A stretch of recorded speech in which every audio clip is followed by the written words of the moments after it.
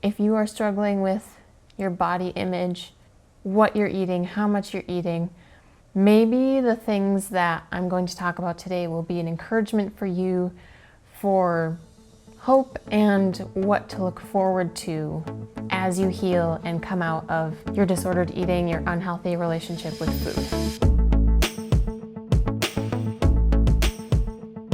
Hi, I'm Rachel. This is Baby Cactus's third appearance in a video, and I'm supposed to be taking him to work.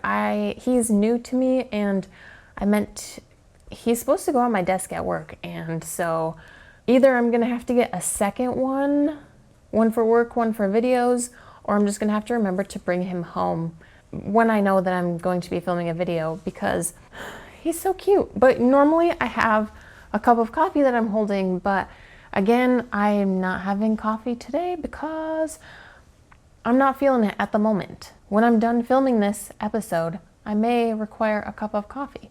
And if I do, make one, but it is almost supper time, so I try not to spoil my appetite with a cup of coffee. If I were to have a cup of coffee, I would make a hot latte, sweetened with sugar. Sometimes I'll sweeten it with maple syrup, sometimes I'll sweeten it with honey, sometimes just plain sugar. So instead of my cup of coffee, I'm just going to be holding my crocheted cactus. And I've just been calling him Baby Cactus. If you have a better name for him, respectful name for him, pop that down in the comments if you're listening on YouTube. And if you're listening on podcast, thanks for joining. If you want to see Baby Cactus, hop on over to YouTube. So today I want to share all the wonderful things that I now get to enjoy now that I don't let food control my life. When you're in the midst of struggling with disordered eating, you miss out on a lot. And I struggled with very restrictive eating to binge eating and then healing from that. And in healing from that, I now get to enjoy so much that I missed out on. And so this is just a sharing episode, but also maybe an encouraging episode for you if you are struggling with disordered eating. You're struggling with obsessing over counting calories. You're obsessing about making sure you exercise this amount every day or every week. If you're obsessing about your body, your size, the clothes you're wearing.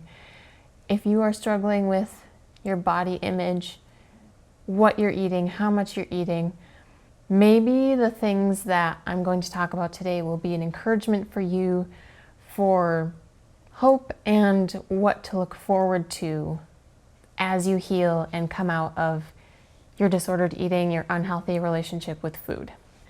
What I enjoy now, first, is not having to plan when I'm going to eat and what I'm allowed to eat. So at the start of my disordered eating, I was very restrictive, and it was like, you can only eat this many times a day. You can only eat this many items a day. And then it was, you can only eat this many calories a day. And as an example, today, I had a hearty smoothie for breakfast. And then I met a friend to go to a craft fair, which is where I got the baby cactus. And then afterwards, we went to Starbucks and I got a vanilla sweet cream cold brew because that's one of my favorite drinks. And I wasn't worried about how many calories are in it. I wasn't worried about how much peanut butter I put in my smoothie this morning. And in this moment, I'm not worried about how many calories I've eaten today. I no longer have an ongoing calorie bank account that I have to balance every day. And it's great because it allows me to enjoy so many things. Like if it's wintertime and it's cold and I want something warm, but I want something sweet, and I'm like, I want hot chocolate. I can drink the hot chocolate and make it with milk instead of water, and I can enjoy the creamy, rich, full hot chocolate flavor. I can now go to a restaurant. I can now have pizza. I can now order a burger and fries. I can now order a milkshake with my burger and fries. And know that it's okay. Know that this may be very calorie dense, but I'm not eating it every day. My body knows what to do with the extra calories, and it's okay. I get to enjoy it. I now get to enjoy the unplanned outings with people. If someone last minute says, hey, do you want to go grab a drink? Do you want to go grab a coffee? Hey, do you want to go out for lunch today at work? Hey, I brought in brownies for everyone. That no longer stresses me out. I no longer feel like, oh no, I can't eat that. I can't eat that. And I get to enjoy that. You get to not only enjoy maybe the food or drink that's involved, but you get to enjoy being in the presence of your friends, your family. You get to honestly thank your coworker for bringing in brownies. Your focus isn't just on the food. You get to actually enjoy living. I now enjoy going to the gym. Like, I enjoyed going to the gym, but I was going to the gym to burn off extra calories. I was going to the gym just because I wanted my body to look nice. I now go to the gym because I want to keep my body moving. I want my mobility and strength and stability to be strong for decades to come. I want my heart to be healthy. I want my joints to be healthy. I want my muscles to be healthy. And I know that working out is good for my mind too. It's no longer just burning off calories. Now I get excited about being able to deadlift more. My goals aren't staying thin. My goals are now, let's get strong enough to do a pull-up. Things I get to enjoy now that I have a healthier relationship with food. I struggle sometimes, and I have a healthier body image. I still struggle sometimes, but I'm no longer uncomfortable in my clothes because I no longer try to fit into my clothes. I get clothes to fit my body. I no longer worry about what size it says it is, because let's be honest, especially ladies, your shirts, your pants, you get the same size in 5 different brands, they fit different. So the number, the letter size, it doesn't faze me anymore. Things I now enjoy. I enjoy 2% and whole milk. I grew up on 1%. There's a long time that I went to skim, and then I was doing like almond milk because it has a lot fewer calories than cow's milk. And now I enjoy whole milk and 2%, and they make my coffee so creamy. I now enjoy when someone brings a dessert for their birthday. I now enjoy partaking in someone's birthday cake. There was a time in high school when I was in my restrictive eating stage and someone brought cupcakes to share with the class and I turned them down. Now I regret that. I wish at least I would have taken it. Like, I didn't have to eat it, but if that were me and someone was like, no, thank you, like, I would have respected that, but it's like, I brought them for everyone to celebrate with me. And then it was to a point where, like, if it was someone in my family's birthday and there was a cake, like, I would feel like apprehensive about eating a slice because I was like, is this gonna fit into my calorie allotment? Because it would have been weird to just say no because everyone knew, like, I like cake. Cake is good. Like, why aren't you eating a piece of cake with everyone? Which is a whole different topic. Like, if you don't want to eat cake one day and someone's like, why aren't you eating cake? Like, it's okay to not want cake one day when you wanted it the day before. But then as I transitioned into binge eating, that slice of cake that someone else cut for me wasn't enough. Like, I wanted a big chunk of cake. And that's all I could think about. I wasn't really just enjoying and celebrating the birthday with someone. It was like, I'm just here for the cake. And now I still want a big piece of cake, But I get to enjoy the cake and the celebration with the individual, and after it's done, like, I'm satisfied. I got to have a lovely slice of cake and be mentally present with the birthday person and our group of people. Things I get to enjoy now include trying new recipes that may have a lot of cheese or a lot of cream or a lot of noodles or a lot of something that is more calorie dense. So I get to enjoy.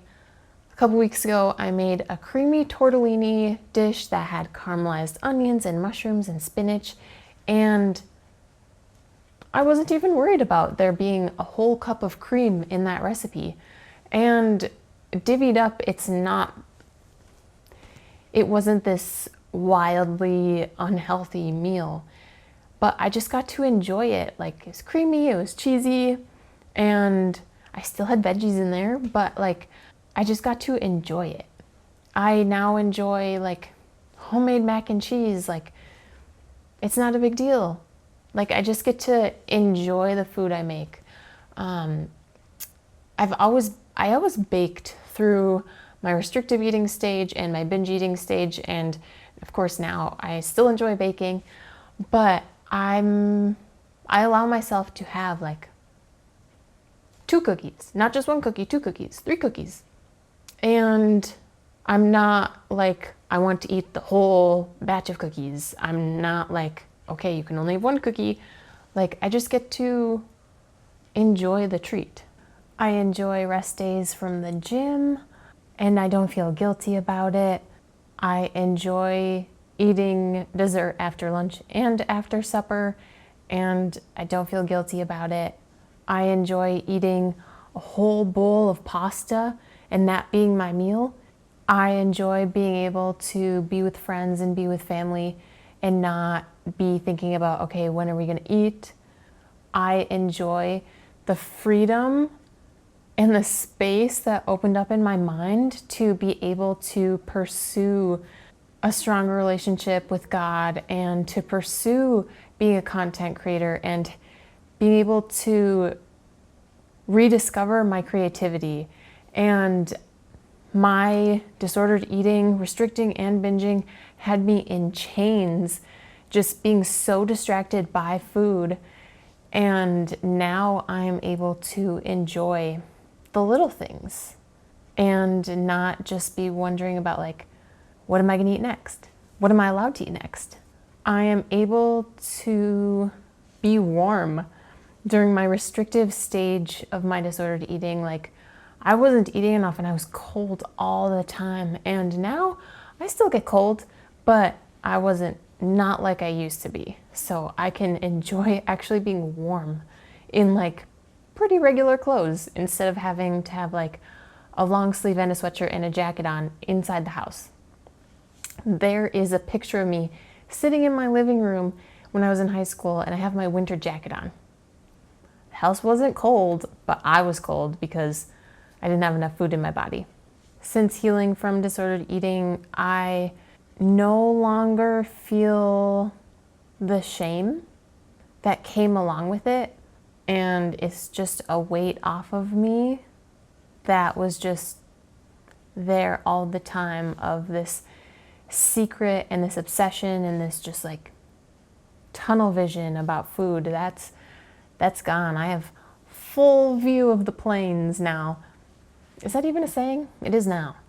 But it's just that mental space that's free now, and I can just look and see and enjoy and have room to dream. Whereas before, it was just like putting one step in front of the other, just like this was life. And now there's so much more to look forward to, like going to the beach and not being uncomfortable in my swimsuit. Like I mentioned earlier, going to the restaurant and not worrying about what I'm going to order and how many calories is in it. Being able to have dessert and not worry about it, like it's okay.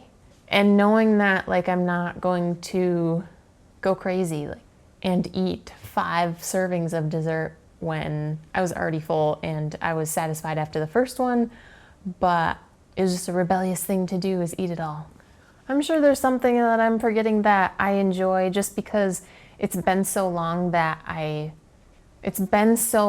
since I wasn't enjoying it that it's just a normal thing now. And I do still struggle sometimes, but hopefully me sharing the things that I now get to enjoy gives you hope if you are struggling.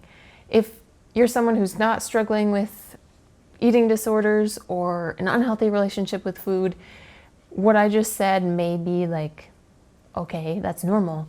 But when you are struggling with food and your relationship with food and your relationship with your body, like those are a big deal. Like being okay just buying the clothes that fit you, being okay with whatever you are served. You don't have a choice. Someone serves you a meal, you're like, I'm okay with this. This sounds good.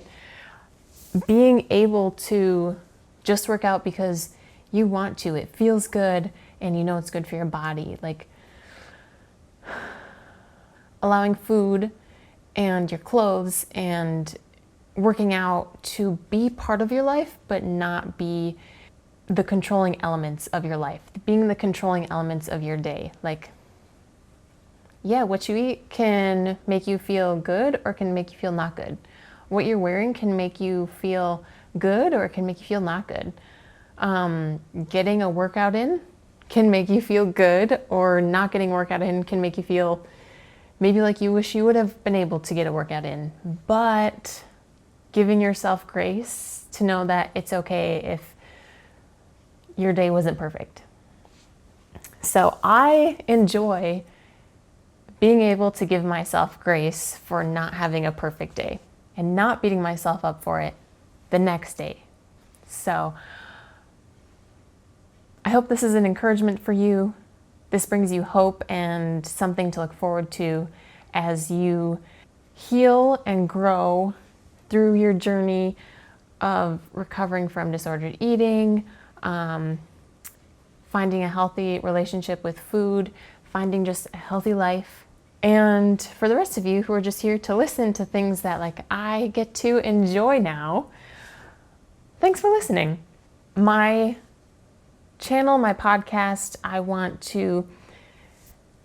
this to be a place for people to come to maybe find a community, but to find hope and encouragement for healing your relationship with food and your body and your mindset on fitness, and just find a healthy lifestyle.